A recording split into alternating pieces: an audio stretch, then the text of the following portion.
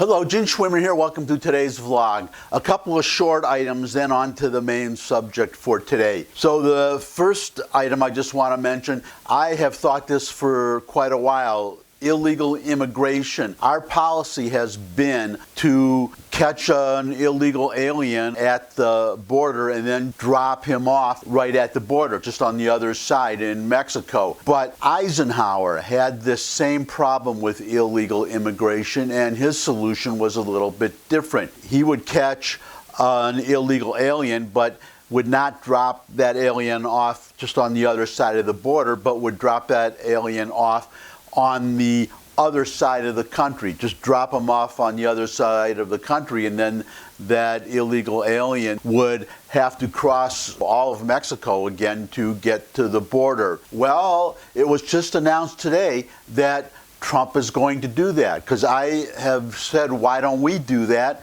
Trump just announced that he's going to do that. He said, well, not the complete other side of the country, but he said deep into the interior, which is good enough for me. But that's a great idea. Eisenhower did it. I could never understand why we did not do the same thing. I could never understand the logic of just dropping somebody off right at the border, right next to the fence, so they can just try to cross right over again. Now, well, this is a video. It's McConnell talking about the impeachment trial about to occur, because Nancy Pelosi announced that the House will be voting on sending over the articles on Wednesday, which is tomorrow. Well, actually, it's today when you're watching this. So just watch the video. That's self-explanatory. Then come back for the next little item. The latest Democratic talking point is that if the Senate conducts a trial based on what the House itself looked at, we'll be engaged in a cover-up. Did you get that? Unless the Senate steps outside our lane and takes it upon ourselves to supplement the House case, it's a cover-up? Do they think the entire country has forgotten what they were saying just a couple of days ago? We heard over and over that the House case on its own was totally damning and convincing. That's what they were saying a few days ago. Clearly, a majority of the House felt it was sufficient to impeach. And a number of Senate Democrats were happy to prejudge the case publicly and suggest the House had proven enough for removal. But now, Madam President, all of a sudden, the story has reversed. Now we hardly know anything. Now the investigation is just beginning. Now what the House has produced is so weak that they're calling their own investigation a cover-up. Who would be the author of this cover-up? Chairman Schiff, we've arrived at a simple contradiction. Two things cannot be both true. House Democrats' case cannot simultaneously be so robust that it was enough to impeach in the first place, but also so weak that the Senate needs to go fishing. If the existing case is strong, there's no need for the judge and the jury to reopen the investigation. If the existing case is weak, House Democrats should not have impeached in the first place. As I said, self-explanatory. So on to the last little item, which is that a representative in the House, I don't remember who it was, but obviously a Republican, introduced a resolution, or tried to introduce a resolution to support the Iranians who are demonstrating at great personal risk in Iran. Well, guess what? The House Democrats prevented that vote. And the reason is obvious. Obviously, it's because the Democrats do not want their members to have to go on the record simply saying whether they support or showing whether they support the Iranians demonstrating in Iran. The reason for that, obviously, is because it would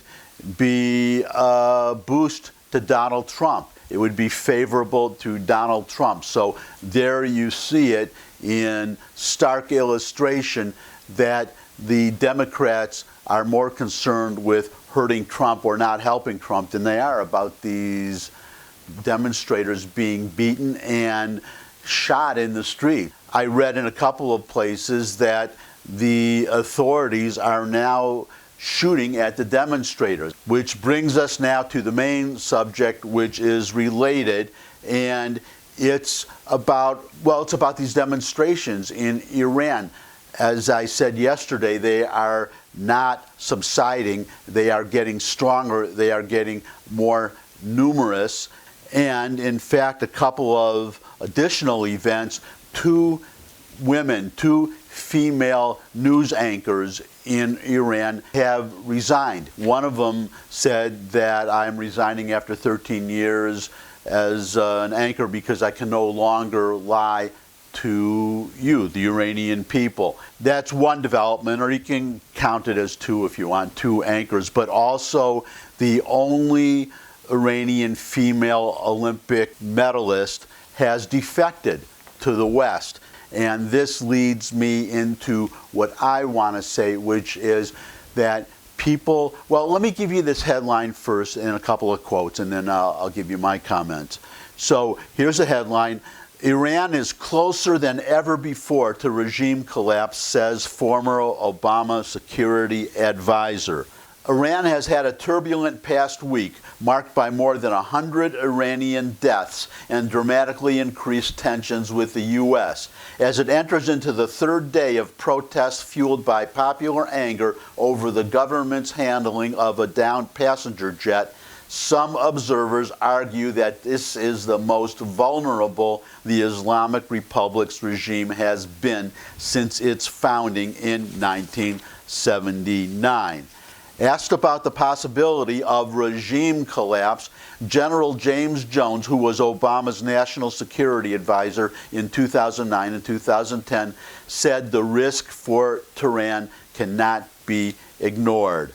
Quote, I think the needle has moved more in that direction in the last year towards that possibility than ever before, with a combination of the sanctions, relative isolation of the regime, and then some catastrophic decisions have been made, assuming that we weren't going to respond, which turned out to be a very, very bad decision, unquote, Jones told CNBC's Hadley Gamble at the Atlantic Council Global Energy Forum in Abu Dhabi on Sunday. Quote, I think it's clear that the regime in Iran has had a very bad couple of weeks, unquote, Jones said. Quote, and one of the things that people don't talk about too much is the degree of unrest that there is in the country, which I think is significant, unquote. This is the point I want to make. There have been predictions in the past. People have said that the Iranian regime was on the verge of collapse, that it would collapse very soon.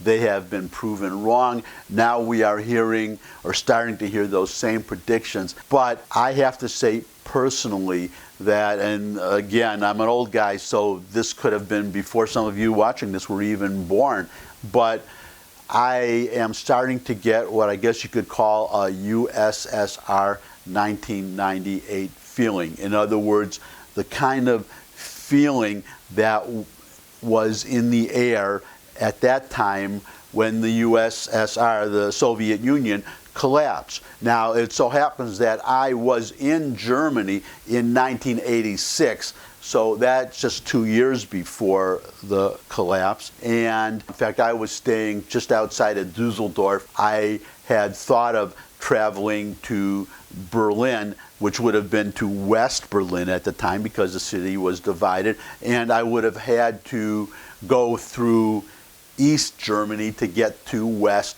Berlin. That's how the geography laid out. Unfortunately, I didn't have time. It's a long way from the one to the other. But the point I'm making is that at that time, the Soviet Union seemed strong. There was no thought, if you would have said that the Soviet Union was going to collapse in 1989, people would have said that I was crazy. That's point number one. But point number two is that when it happened, it's kind of similar to a stock market crash where stocks are riding high and then suddenly, boom, there's just a day when stocks just plunge. That's what the Soviet Union collapse was like. One day the Soviet Union was there, it was strong, but the collapse happened so quickly, it just caught everybody by surprise. That's what I think will happen with Iran. Again, I'm not predicting when the regime will collapse. I'm not going to even say that it will collapse. I'm just saying that I'm starting to get that feeling that, well, I'm just kind of feeling that way, and I'm just telling all of you that when the regime collapses, it will happen very fast. This is not going to be a gradual process over several years. Let's all hope that happens. I just wanted to share that with everybody. Again, it just is starting to feel with these female newscasters resigning, with, well, some people have been arrested for shooting down that Ukrainian plane. In other words, the Ayatollahs are trying to mollify the public. Maybe it's going to work, but to me it's looking increasingly like it's not going to work. It's going to boil down to how many Iranians, innocent Iranians, are the Ayatollahs willing to kill. After a certain point, you reach a critical mass where the people are, and this is what it looks like they may be facing, where even knowing they could be shot, that the people are not afraid anymore. It could be the beginning of what's called a preference cascade. What is a preference cascade? That came from, well, another sudden collapse, which was Romania and Ceausescu. That collapse was very sudden too. Ceausescu was in power one day, and the next day he and his wife were dragged out and just summarily just shot. What triggered that was what's called a preference cascade, where, well, there was a large rally in a large plaza. Ceausescu was speaking, and what usually happens is that the people, they applaud obediently. Everybody afraid to speak out until one person does. But this time when the one person does, a second person does, then a third, then a fourth, and then they are all saying down with the dictator. That's when the tide turns, because that amount of people, if they are no longer afraid, you can no longer control them. That's, again, what I think may be happening in Iran. The important point now is for us, for the West, to keep the pressure on. And keep watching my vlogs, and I hope you're inviting other people to watch it too. That would be great. In the meantime, thumbs up if you like this video. Share it with anybody you think would also like the video. Got any comments? Got any questions? Any suggestions for future topics? There's a comment section below the video. You can subscribe. That would be great. Subscribe, subscribe, subscribe. And finally, come back and see me again. I look forward to seeing all of you again. And until I do see all of you again, bye.